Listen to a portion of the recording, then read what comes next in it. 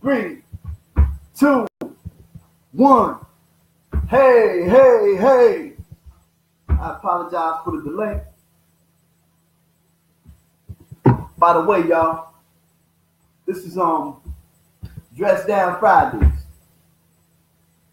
Got that truck fit on. Been broke before a t-shirt.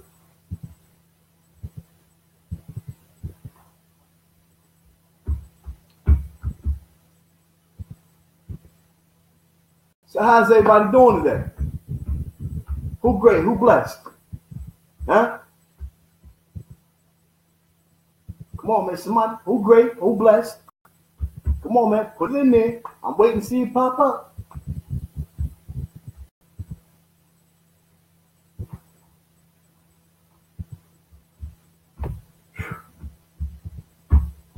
Personally, although the day has just begun, I love it, man. Guess what? I woke up. You feel me? I don't know what to look at this camera. I think I'm supposed to look right there, y'all. Right. But yeah, personally, I woke up. I feel good this morning. No complaints whatsoever. You know, I got my family online. You know, what's up, family? I got a specific question. Yeah, we have a topic today. The name of the topic is apologetic, right? For situations that you have no control over. I like that, don't you? Let's define apologetic. Guilty, shameful, regretful, all synonyms. Reluctant. And y'all know what no control, like having no control is unmanageable, disobedient. Mm-hmm. Little man, this little kid did. Undisciplined.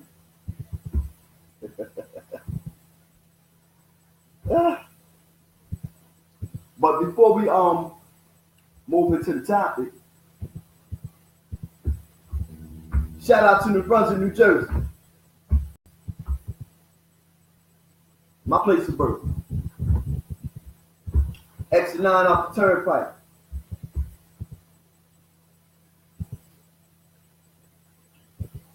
Y'all been standing up, man.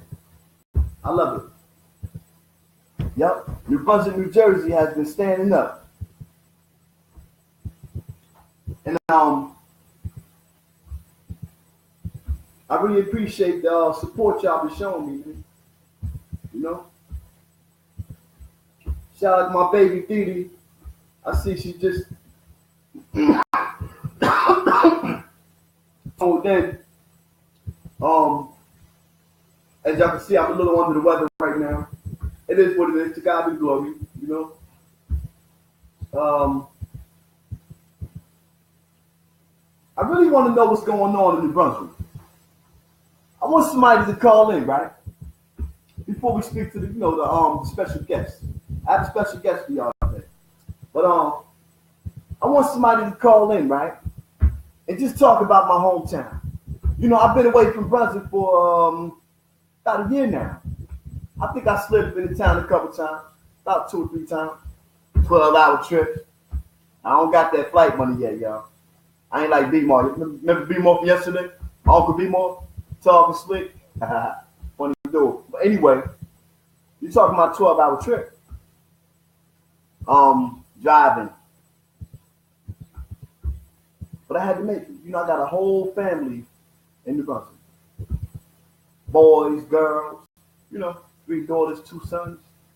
Got a mom, got a sis. Got uncles, cousins. All Hogalenos, y'all.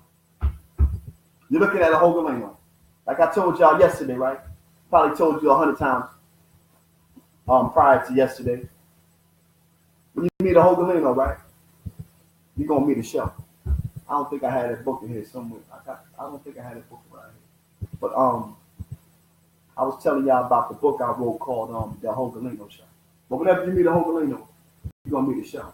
And I'm not talking about the type of shows that Jaheim Hogalino presents to you. We're talking about a mental show. Mentally challenged, mentally disturbed. My family burnt out. It is what it is. You're looking at one. Yep, I like coffee. It is what it is. But yeah, I want somebody to call in from New Brunswick. Somebody that's living in New Brunswick. Not that's from New Brunswick. I want to speak to somebody that's living in New Brunswick right now. Call in and talk to me, man. Let me know what's going on in my hometown. I mean, like being in the A, it's easy to not slip away from where you are. It's more like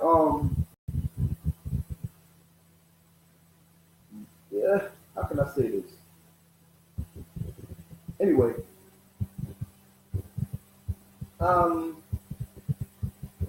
missing home. Did I say that right? Missing home. So I need somebody to call in. Be like, yo, son, I'm proud of you. Oh man, I never seen it coming. And I'm like, yeah, man, no complaints, man. God is good. You feel me? I know how the whole conversation gonna play out, man. You know why? Because y'all looking at a man, right? Who wasn't supposed to see past 25, 21, let alone 40. You feel me? Let's talk. You talk about being knee deep in the dirt. Sitting up in them crack houses. You ever smoke crack? Or sitting up in them crack houses. You feel me? Shootouts, right? But I ain't never have to hold a gun. You know what that mean, right?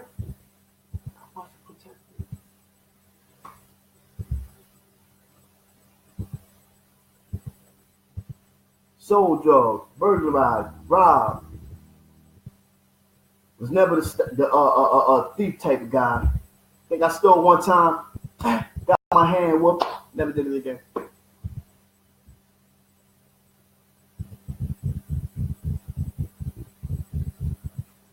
Talked about, stomped on, drugged through the mud.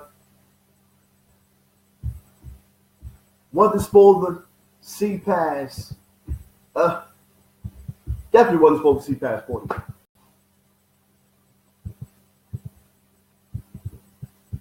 Right? So when they do call in, they like, wow, son, I'm proud of you, man. I look at them, right? Like I'm looking at the screen because I know they can see my eyes. Let me look at you right now. I look at you, right? And I'm like, thank you. But when I say thank you to them, right? I'm really thanking God for saving me, for giving me another chance to breathe, to walk, to talk, be able to look you in the eye, talk like, come on, man, common sense.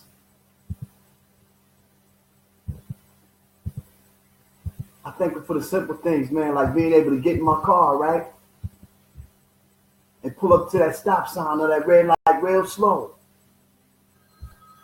You feel me? Oh, it's one of my babies, y'all. Good morning. Good morning, good morning, good morning. Welcome to I Am the Pen Live. What's going on, DDD? It's my daughter right here, y'all. My daughter called in. Oh, come on, Diddy. What's going on? Talk to me. You're getting quiet. How you been? Good. How are you? No complaints. God is good, you know. Yes, he is. I know that's right. So what you been up to? Nothing. Working. Working. Okay. Working. No, that's right. Good work. Good tired. Good sleep. Mm-hmm. What's up with my boy? My boy there? Here. Tell him I said what's up. Shout out to my son-in-law, Dave. Thank you. That's my hitter right there. I gave him about 5 nines, y'all. Names, y'all. Devontae, Dante, Davion.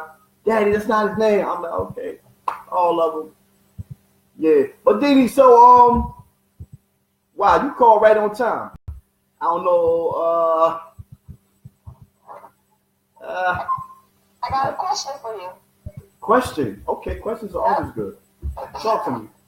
So, you was talking about how you did the whole prison thing. Okay. But I wanted to know what made you change your life around. Wow. You know what's crazy, Didi? It's a good thing that you asked me that question. I'm gonna tell you what really made me change my life around. Well, what made me take? Well, what you call it?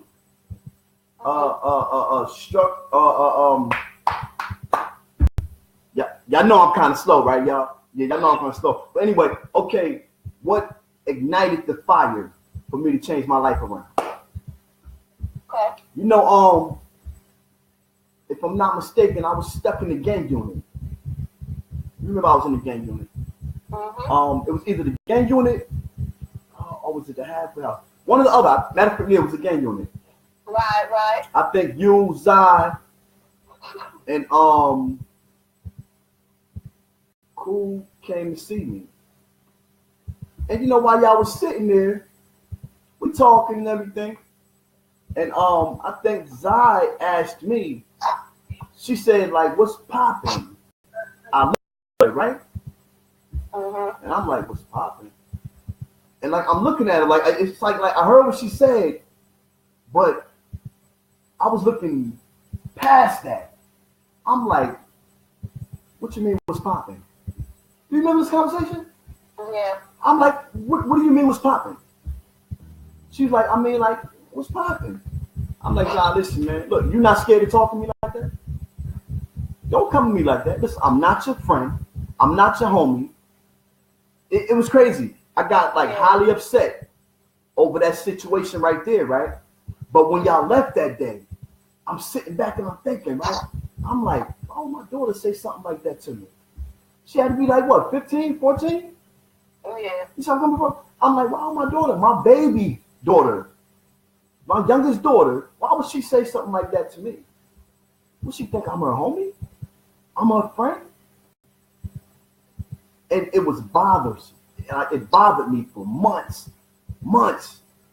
I'm a little under the weather, but yeah, it bothered me for months, right? Mm-hmm. So one day I sat back and I thought about it. I'm like, hold up, son. It wasn't your daughter, man. It's not what she said to you. It's the lifestyle that you live. That's what she see. She see that you sitting in here in this gang unit. Thank God for saving me from that. You sitting here in this gang unit, right? Yeah. She's hearing all these different stories about the people you done hurt, the people that done hurt you, right? Mm-hmm. And she didn't know how to deal with it. She didn't know how to approach that situation. She thought that's what I wanted to hear. And I got upset with her. But it was me getting upset with myself. That's where the change began. Facts. That was a good question, though. It really was. Because the average person, right, wouldn't understand unless they walk in my shoes. I'm going to tell you why I say that, right? Yeah. Because, you know, it's a lot of fathers and it's a lot of mothers that club together, drink together, smoke together. I can imagine what else they're doing together. You feel me? Like parents and a child. It's certain things like me and you, we never smoked no blunts. Mm-hmm. We never drank together. We never went to no clubs. Not saying that I have anything against that, right? I just don't want you to look at me. And although I wouldn't mind spending time with you, cooling out with you, stuff like that, but I don't want you to look at me like your homie versus your dad. Because if you look at me like your homie, you will never respect me as your father. Mm-hmm. And it's sad. You see what I'm saying? Because you want that relationship with your child. You know? But I thought about that for years. And I said, you know what, Zach? We're going to have to change something. But the crazy thing is I didn't know where to begin. I was still stuck in that gang unit, right? I still had to deal with all these gangsters. You know, I still had to deal with the strangers. I think I wrote something like this in one of my books. Strangely, the strangers were the ones that were supporting me. Brad, what's going on? I see you. Oh, welcome home, Brad. Welcome home. Shout out to Rab Monroe. He just came home, y'all. Yeah, but I still had to deal with the gangsters. You know, I still had to deal with the negligence of the family members. You know, I had to deal with everything.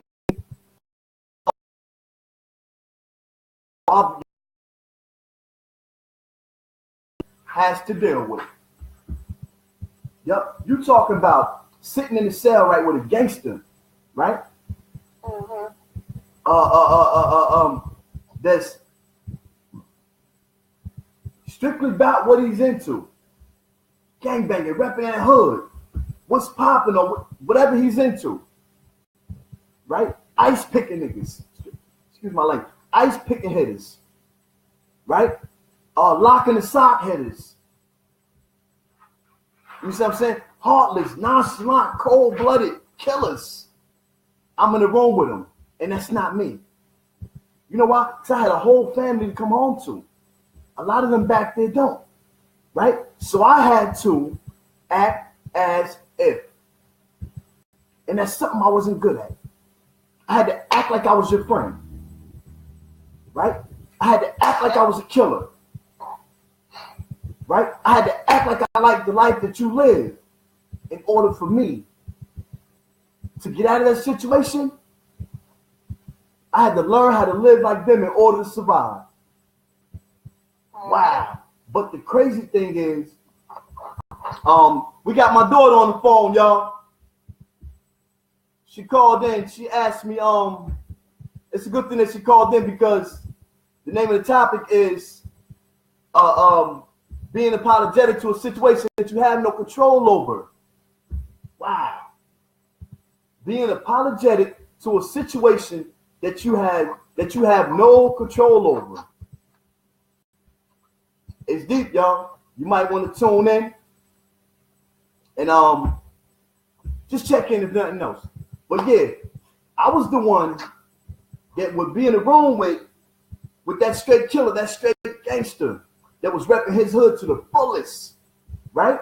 Everybody won't understand that. But the gangbangers that's out there watching, y'all already know. Y'all know where I'm coming from.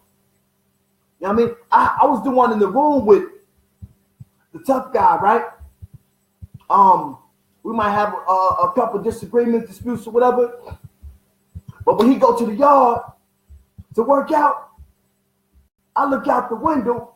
I might put the towel up to cover the window, right?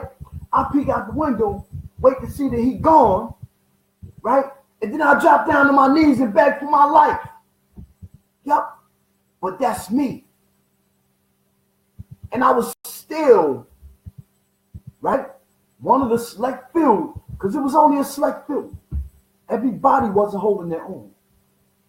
They needed to run with a pack. I was what you would consider a one-man army, man. And it's not being cocky or nothing like that. I call a spade a spade. And the ones that know me, they know me. But my mind was focused on getting the battle in. You talking about being up in there with Not just regular dudes, gangsters, right? Killers that's never coming home. If you got 30, 40, 50, 75 years, come on, man. You can say goodbye to life. He never coming home, right? Unless you put that paperwork in. But the mindset is, I'm never coming home. So who are you? I'm talking about that person looking at me. He looking at me like, who are you? Right? Right. To try to orchestrate my life. Hopefully I use the right word, y'all. Y'all know I'm not that sharp. It is what it is. Somebody correct me if I'm wrong. But yeah, who are you to try to change some things in my life? But that's where the change came from, Diddy. I start seeing some things. Yeah. You know, now I don't want to make you uncomfortable, right?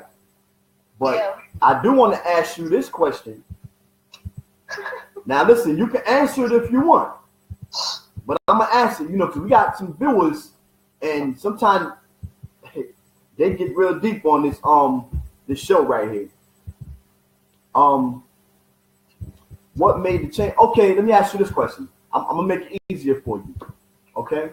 Because I don't want you to have to get all emotional and stuff. You know, I do all that for you. It is what it is. I'm the big punk dad, y'all. Shut up. But anyway, how do you feel, right, about your father's change? Wow. How do I feel about my father's change? Mm-hmm. What a good question. Well, I feel like he made the right change. Damn. Mm. Damn. Nah, for real. Damn. No, for real. You did great. You made a great change. I'm glad you made the change. I'm glad you're not in the predicament you were in a few years back. Mm. You came out with 30-something books written, like what, 10 published, 9 some published. You came out wanting to be in your kid's life, you know, I thought it was a good thing. And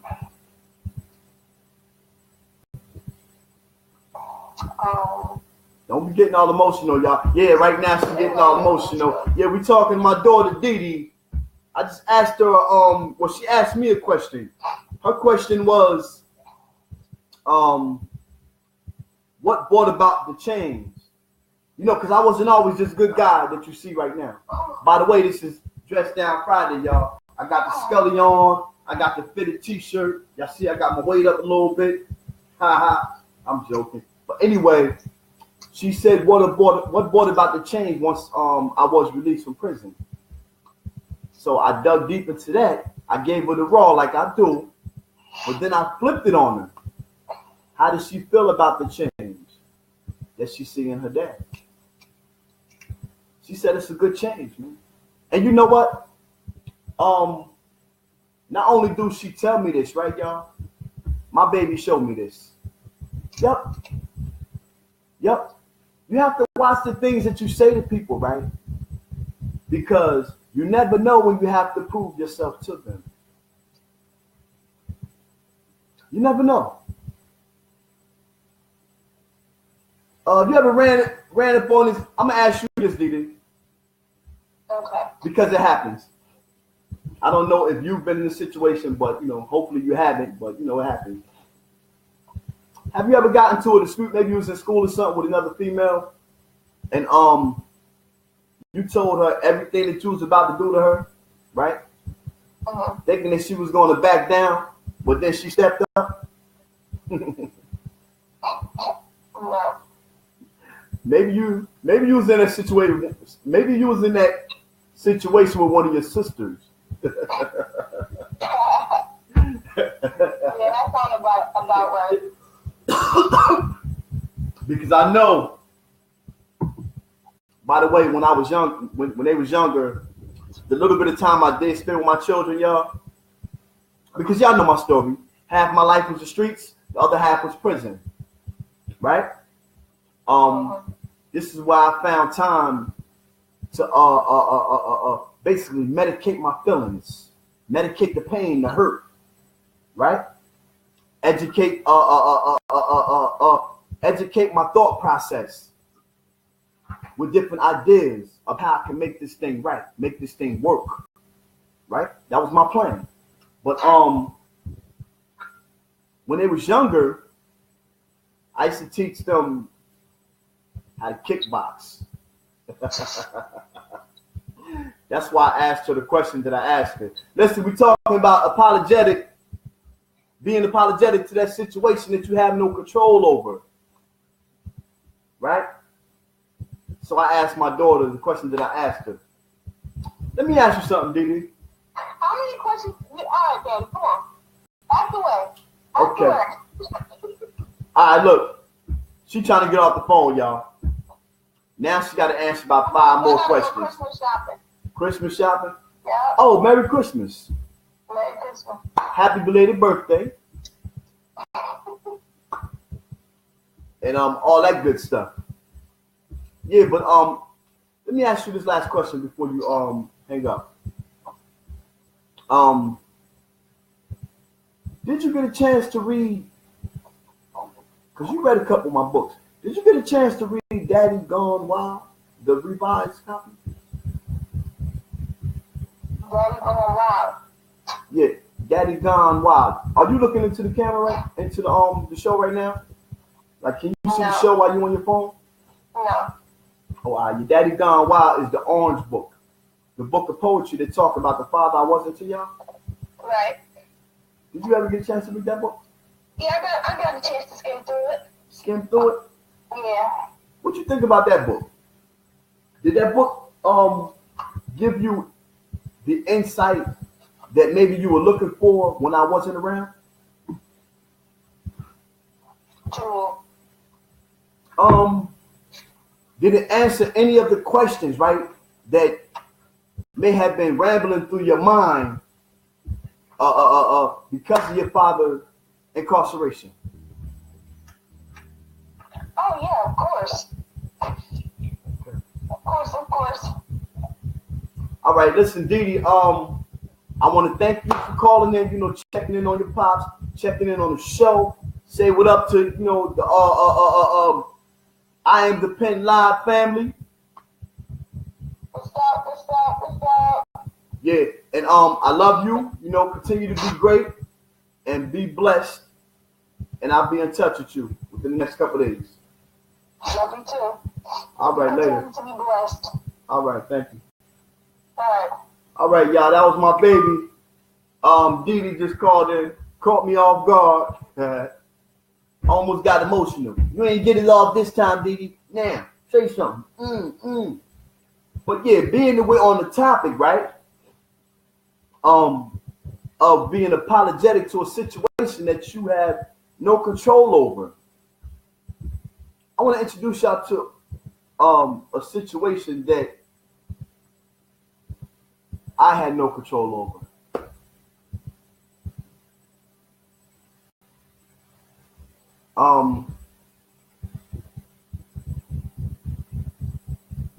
While I was in prison,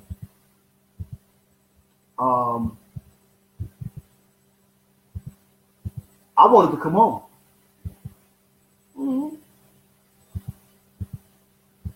I wanted to know what was up with my children, with the woman that was in my life, with my family members. I want to know why I didn't get that letter this week. I want to know why the block is still on the phone.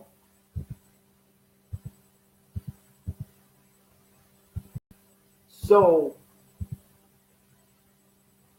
I began to apologize for the things that I couldn't control. Apologizing for things that you can't control, right, is another way of pitying yourself, pitying yourself, mentally abusing yourself, emotionally abusing yourself. You're slowly killing yourself.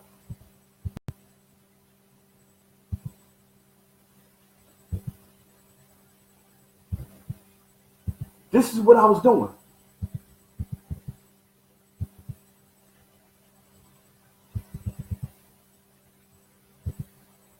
I didn't know what to do. All I knew is I was locked up. I couldn't come home. Another guy was raising my kids, sleeping with, up in my bed. And these are the things I was thinking about. My mother wasn't gonna answer the. My mother couldn't answer the phone. You see where I'm coming from? You never know the impact that you have on a person's life when you're gone, let alone being there. When you're gone, you never know what part you play in their survival. You never know what part you play in their decisions. Wow, yeah.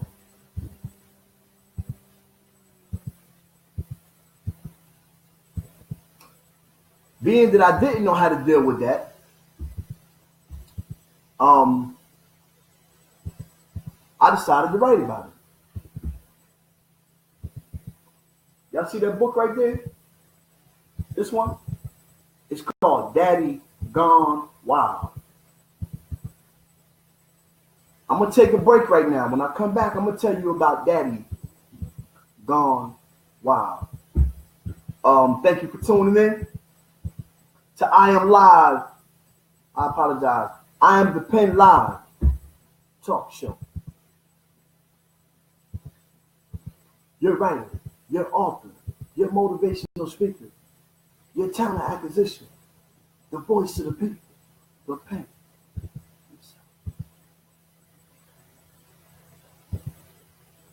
When I come back, I'm going to have a link to Daddy Gone Wild as well.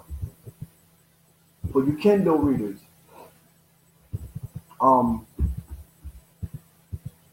they like to skim through it to see what you're going to get, do your homework on your product. I got a link for you. For the paperbacks, the ones that want to store them up on their shelf or something, because they know it's going to be about something later. I got a link for you. But I'll be right back with that info.